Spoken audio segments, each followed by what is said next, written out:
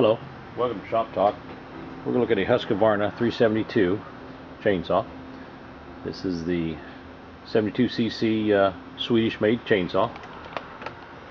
This one has a 24-inch sprocket nose bar with a new 3/8 chisel bit skip tooth chain.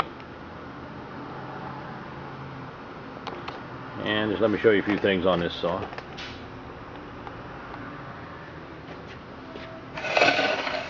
It's got the wrap handlebars. It's got the large falling spikes. And it has a compression release right here. Blue button. And it has a side adjust on the bar tension. It has a dual ported muffler there. I'll see if we can get a good shot of that. It's got a port right here, an exhaust port there, making this a real high performance chainsaw.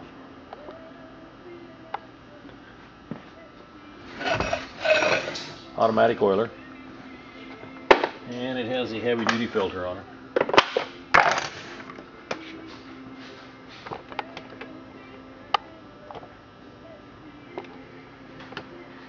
And it does run good.